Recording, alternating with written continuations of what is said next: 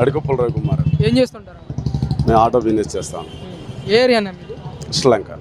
ఏంటంటే ఎలా ఉంటుందంటారు పోటీ మీ ప్రాంతంలో? ఒకవైపు కూటమి అభ్యర్థిగా గద్దె రామ్మోహన్ రావు గారు, వైసీపీ నుంచి అవినాష్ గారు పోటీలో ఉన్నారు కదా. ఈసారి ఎవరు గెలిస్తే మీ ప్రాంతం అభివృద్ధి చెందుతుంది అనుకుంటున్నారు? కూటమి అభ్యర్థి గద్దె రామ్మోహన్ రావు గారు గెలుస్తారండి. ఇక్కడ మెజారిటీ ఏంటంటే కృష్ణలంక ప్రాంతం, పడమటలంక ప్రాంతం మెజారిటీ ఏంటంటే ఎడ్యుకేటెడ్గా ఉన్నవాళ్ళు, కానీ ఇక్కడ ఎక్కువ జనసేన పార్టీకి ఫేవర్గా ఉండేవాళ్ళు కృష్ణలంక ప్రాంతం ఎక్కువ. దానివల్ల అది వన్ సైడ్. 2014లో ఆ రోజు కూడా ఇక్కడ గద్దె రామ్మోహన్ రావు గెలవడానికి కూటమి. తర్వాత అంత ఉన్న టైంలో కూడా వైసీపీ ఓడిపోయింది ఆ రోజు. ఈసారి కూడా మళ్ళీ గద్దె రామ్మోహన్ రావు గారే గెలుస్తారండి. గెలవడానికి రెండే కారణాలు. గద్దె రామ్మోహన్ రావు గారు 99 నుంచి ఇప్పటి వరకు ఎమ్మెల్యేగా ఉంటూ ఆయన ఏ రోజు ఆర్గ్యుమెంట్స్లో స్థానికంగా ఎన్ని సమస్యలు అయిన గొడవలు పడినా ఆయన ఒకటే మాట చెప్తూ ఉంటాడు. అంతసేపటికి గొడవలు పడటం వల్ల, మనం ఏదో వివాదాలు చేసుకోవడం వల్ల ప్రాంతం అభివృద్ధి ఉండదు. ఆ ప్రాంతంలో వేరొకరు వచ్చి వ్యాపారాలు చేయడానికి కూడా ముందుకు రారు. మెయిన్ ఏంటంటే ప్రాంతం అభివృద్ధి చెందాలంటే అందరూ ఐకమత్యంగా కలిసి ఉండి వ్యాపారాలు చక్కగా సాగుతూ ఉంటే ప్రతి ఒక్కరికి బాగుంటుంది. ఆ స్థానికంగా ఉన్నటువంటి పిల్లలు కూడా చదువులు ఎడ్యుకేటెడ్గా ముందుకు వెళ్ళడానికి అవకాశాలు ఉంటాయి. అలాగ వెళ్ళాలనుకున్నప్పుడు అలాంటి వ్యక్తినే కోరుకుంటాడు. 99% ఎవరైనా కానీ అలాంటి వ్యక్తి ఉంటే మనకి ఏ ఇబ్బంది ఉంది, ఏ గొడవలు ఉండవు, ఆధిపత్య పోరులు ఉండవు.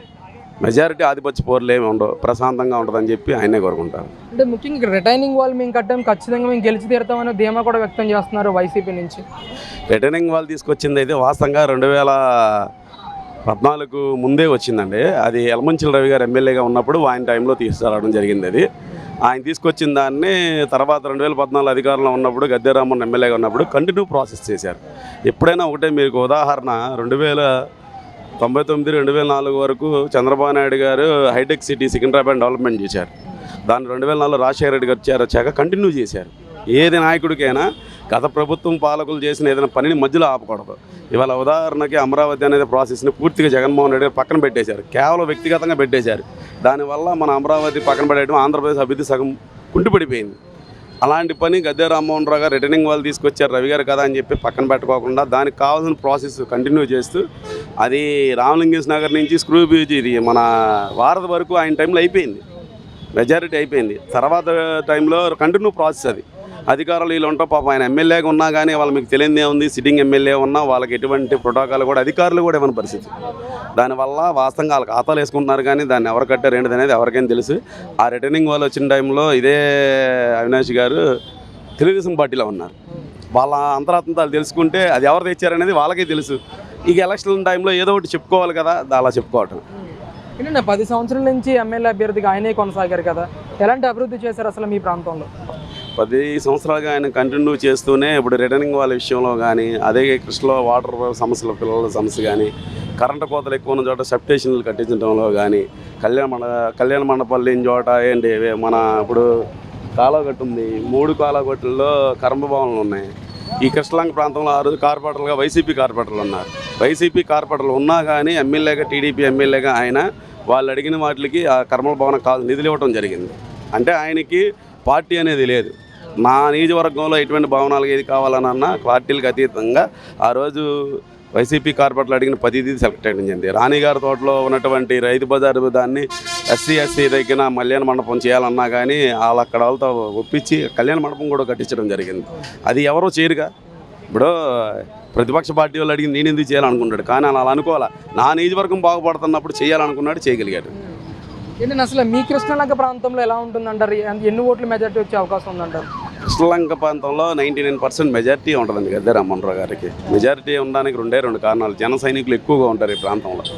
వాళ్ళకి ఇప్పుడు ఏంటంటే పవన్ కళ్యాణ్ గారిని 1కి 10 సార్లు జగన్మోహన్ రెడ్డి గారు దత్తపుత్రుడు అని అంటాం అనేది చాలా వరకు మెజారిటీ కాపు కమ్యూనిటీ వాళ్ళకి ఒక రకమైన ఇది వచ్చేసింది. ఇంత హీనంగా ఇప్పుడు అతను పార్టీ నువ్వు తండ్రి చనిపోయాడు, నువ్వు పార్టీ పెట్టుకున్నావు, నువ్వు సానుభూతి ఏదో నువ్వు నడుపుకుంటున్నావు. ఆయన వాళ్ళ అన్నయ్య పార్టీ పెట్టి తర్వాత జరిగిన ఇబ్బందులపై ఎదుర్కొని కూడా ఆయన పార్టీని నిలబడి అలా కంటిన్యూ చేసుకొని వెళ్తున్న వ్యక్తి. ఆయన దరిదాపులుగా కౌలు రైతులకి ₹1,00,000 చొప్పున ఇచ్చి ఆయన సొంత డబ్బులు ఎంతో మందికి సేవ చేశాడు. అలాంటి వ్యక్తిని నువ్వు దత్తపుత్రుడు అనడం ఎంతవరకు సబబు? నిజంగా నీకు ప్రజల్లో నా అక్కలు, నా చెల్లెలు, నా అవ్వలు, నా తాతలు అన్న ముందు నీ కుటుంబంలో నీ చిన్నాన్న చంపిన విషయంలో జరిగిన పరిణామాల్లో 2 చెల్లెళ్ళు ఇవ్వాల, తోడబుట్టిన చెల్లెలు చిన్నాన్నగారి కూతురు, ఇద్దరు చెల్లెళ్ళు ఇవ్వాలని మీదే మీ కుటుంబ సభ్యులే విమర్శిస్తున్నారంటే దాని అంతరాత్మక మీరు పరిశీలించుకుంటే ఏంటనేది వాళ్ళకి అర్థమైపోతుందండి. జనసేన కానీ బీజేపీ కానీ ఓటు ట్రాన్స్ఫర్ అవుతుంది అంటారు ఇక్కడ టీడీపీ అభ్యర్థి రామ్మోహన్ రావు గారు? మెజారిటీ ఓట్ ట్రాన్స్ఫర్ అయిద్దండి. ఏమి చదువుకున్న రోజుల్లోనే ఇదే కృష్ణలంక ఇదే ప్రాంతంలో మన సిరినెడ్డి కోటా శ్రీనివాసరావు గారు బీజేపీ పార్టీకి పోటీ చేశారు. ఆ రోజు ఇంత రాజకీయ అవగాహన కూడా ప్రజల్లో లేదు. ఆ టైంలో కోటా శ్రీనివాసరావు గారు లాంటి వ్యక్తి గెలిచారని అంటే ఇవాళ పూర్తిగా అవగాహన ఉంది. ప్రతి అనకూడదు కానీ మా పిల్లలు చిన్నపిల్లలు కూడా ఫోన్ పట్టుకొని మాకే చెప్పేస్తున్నారు ఏంటిది అనేది. దాన్ని బట్టి అది పెద్ద విషయమే కాదు. మెజారిటీ ఎక్కువ శాతం మెజారిటీ కూటమి అభ్యర్థి గద్దె రామ్మోహన్ రావుకే ఓటేస్తారండి. దాంట్లో ఎటువంటి ఇబ్బంది. నా పేరు కరీం అన్న. ఏం చేస్తారన్న మీరు? నేను వుడ్ వర్క్ చేస్తాను. ఏ ఏరియా అన్న మీరు? కృష్ణలంక అన్న, తూర్పు నియోజకవర్గం. అన్న మరి ఎలక్షన్స్ వస్తున్నాయి. ఇక్కడ తూర్పు నియోజకవర్గంలో గద్దె రామ్మోహన్ గారు టీడీపీ నుంచి, వైసీపీ నుంచి దేవినేని అవినాష్ గారు పోటీకి వస్తూ ఉన్నారు. వీళ్ళిద్దరి మధ్య పోటీ ఎలా ఉంటుంది అంటారు? ఈసారి ఎవరు వస్తే బాగుంటుంది అంటారు? ఏం చెప్తారు? ఈసారి అయితే గద్దె గారి మీద కన్ఫర్మ్గా వస్తారు మాకైతే. అంటే ఎందుకన్నా? ఎందుకంటే ఆయన ఏ వర్క్ అయినా పేదరికైనా ఏదైనా సాయం చేస్తారని. మన బండ్లు కానీ వ్యాపారం కానీ చేసుకోవాలంటే సాయం చేయాలన్న వ్యక్తిగతంగా మంచి ఆయన. అది ఈసారి అయితే గద్దె గారే, తూర్పు నియోజకవర్గం గద్దె గారు. అంటే ఈరోజు పేదోడి దగ్గరికి వెళ్ళట్లేదు అని చెప్పేసి ఆయన మీద విమర్శలు చేస్తున్నారు కదా, ఏమంటారు? లేదన్న, ఆయన మాత్రం ఖచ్చితంగా చేసాడు ఆయన వ్యక్తి. ఆయన ముందు కూడా మనకి వైసీపీ వచ్చినప్పుడు కూడా గద్దె గారు మనకి తూర్పు నియోజకవర్గం గెలిచారు. ఆయన గద్దె గారు మాత్రం కన్ఫర్మ్గా వస్తారన్న. అంటే ఎంత మెజార్టీ ఏమైనా వస్తుందంటారా గద్దె రామ్మోహన్ గారికి ఈసారి? మెజార్టీ తెలియదు కానీ గెలుస్తారు. పోటాపోటీగా ఉండద్ది. గట్టి పోటీ అయితే మాత్రం గద్దె గారు ఇస్తారు. అంటే మరోపక్క వైసీపీ నుంచి దేవినేని అవినాష్ గారు తిరుగుతున్నారు కదా, ఈ ఏరియాలో నేను అభివృద్ధి చేస్తున్నాను, గోడ మొత్తం మేమే కట్టించామని అంటున్నారు, ఏమంటారు? అంటే పై అధికారం వైసీపీ ఉంది కాబట్టి ఆయన గ్రౌండ్ వర్క్ బాగా చేసుకుంటున్నాడు కాబట్టి ఆయన కొద్దిగా తగ్గాడు అనమాట, అంతే. నా దేశం మాత్రం గద్దె గారే వస్తారు. సో ఓవరాల్గా 5 ఏళ్ళు జగన్ పాలన చూశారు కదా, మీకేమనిపించింది? జగన్ ప్రభుత్వం ఏంటంటే అందరు పనులు లేవన్నా, అందరు వ్యాపారం అన్నీ డల్ అయిపోయినాయి. ఇది లాక్డౌన్ వచ్చి చేయూత అన్ని ఇచ్చాడు కానీ అయినా మా పనులకి అయితే ఏం చేయలేదన్న. ఆయన పని వ్యక్తి మనం చేసి ఆపేయడం, పనులు చాలా ఆపేసాడు ఆయన. అది అభివృద్ధి మాత్రం డెవలప్మెంట్ అయితే ఏం అవ్వలేదన్న. అంటే ఈరోజు మీకు సంక్షేమ పథకాలు ఇస్తున్నాను కదా, బట్టన్ నొక్కి నేను ఇన్ని పథకాలు ఎవరు ఇవ్వలేదు, ఈరోజు మీ పథకాల వల్ల ఉపయోగం ఉందని అంటున్నారు, ఏమంటారు? అవి ఇస్తున్నారు, పథకాలు ఇస్తున్నారు, దేనికి ఉపయోగపడుతున్నాయి ఏంటనేది ఇంకా తెలియట్లే కదా. దేనికి ఉపయోగపడుతున్నాయి ఆయన తెలియదు కదన్నా. ఇస్తున్నారు, పథకాలు ఇస్తున్నారు, దేనికి అది ఏం చేసుకుంటాం చెప్పు. పని లేని ఏం చెప్పి కష్టపడితే పని వచ్చింది, మన డబ్బులు వస్తాయి.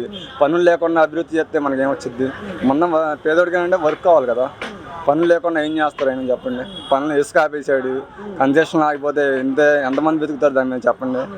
అది అంటే ఈరోజు మీకు సొంత ఇంటికి వెళ్ళి నెరవేర్చాం, సెంటు స్థలం ఇచ్చాం, ఇల్లు కట్టిస్తామని అనుకుంటున్నాం అంటున్నారు కదా, ఏం చెప్తారు? నా టీడీపీ అయ్యాలోనే ఇల్లు వచ్చిందన్న. ఆ ఇచ్చి కూడా 6 సంవత్సరాలు అవుతుంది. ఈ ప్రభుత్వం మారింది కానీ ఇల్లు కూడా ఇంకా రాలేదు నాకు. అది ఏం రాలేదు అంటే పట్టాలు ఎన్ని ఇచ్చారు కానీ ఆ కాగితాలు తిప్పడం సరిపోతుంది. అది ఇదిగో అన్నారు కానీ రాలేదు, ఇల్లు అయితే రాలేదు. టీడీపీ అయ్యాలోనే డబ్బులు కట్టిన ఇచ్చాను, ఈయన అదే చేశాడు. అది అంటే ఎలా ఉందన్న ఈరోజు కరెంటు బిల్లులు కానీ, బస్ ఛార్జీల విషయంలో కానీ, రేట్లు కానీ ఎలా ఉన్నాయి అసలు, ఏంటి? కరెంటు బిల్లు అయితే విభత్సంగా విరిగిపోతున్నాయి అన్న. మాకు 200 వచ్చేది ఇప్పుడు 1000 రూపాయలు వస్తుంది. మరి దారుణంగా ఉంది. పనులు లేక ఇంట్లో ఉంటేనే మెంటల పిచ్చేస్తుంది జనాలకి. చాలా ఇదిగా ఉంది, మాకు చాలా కష్టంగా ఉంది కలవడం కూడా. ఆయన సంవత్సరానికి 15,000 ఇస్తే ఇటు వస్తాయి, నెల వస్తాయేమో అంతేగాని వెళ్ళిపోతాయి, ఎటు సాలకుండా ఉంది. అది అంటే మీకు గత ప్రభుత్వంలో ఎలా ఉండేది? అంటే గత ప్రభుత్వంలో ఇలాంటి పథకాలు ఎవరు ఇవ్వలేదు కదా, మేము ఇచ్చామని అంటున్నారు. మరి ఆ రోజు పథకాలు రాకపోయినా మీకు ఎలా ఉండేది, ఏంటి అసలు? మా పథకాలు లేకపోయినా మాకు చేతి నిండా పని ఉండేది. మనం కష్టపడి బాగా చేసుకునే వాళ్ళం, ఏ బాధ ఉండేది కదా మనకి. అన్ని రేట్లు పెరిగిపోయినాయి కాబట్టి మాకు చాలా దారుణంగా ఉంది. అది అంటే ఈ ఎన్నికలు 2024 ఎన్నికల్లో ఏపీ మొత్తం కూడా నేనే గెలుస్తానని జగన్మోహన్ రెడ్డి గారు సవాల్ చేస్తాను, 175 నాకే అని. మరి మీరేమంటారన్న? అదే చెప్పలేమన్నా. ఇది మాత్రం టీడీపీ వచ్చింది కన్ఫామ్గా 99%. 1% చెప్పలేండి మళ్ళీ. అంటే టీడీపీ వస్తే ఏం మేలు జరుగుతుంది అనుకుంటున్నారన్న? జనాలకి అభివృద్ధి జరిగిద్ది, డెవలప్మెంట్ అయ్యిద్ది, వర్క్లు ఉంటాయి మాకు కూడా. అన్న కన్సెషన్ అన్నీ మళ్ళీ స్టార్ట్ అవుతాయి, అన్ని పని ఉండద్ది అన్న మనకి. అది ఏ వ్యాపారం చేసుకున్నా, చిల్లర వ్యాపారం చేసుకున్నా వర్క్ ఉండద్ది. ఏ చేసుకున్నా అన్ని రేట్లు పెరిగిపోతున్నాయి, బేవచ్చంగా రేట్లు పెరిగిపోతున్నాయి. అది ఆటో తోలుకున్నా వాళ్ళకి ఇబ్బందిగా ఉంటుంది దేనానికి. ఓకే అన్న, థ్యాంక్ యూ.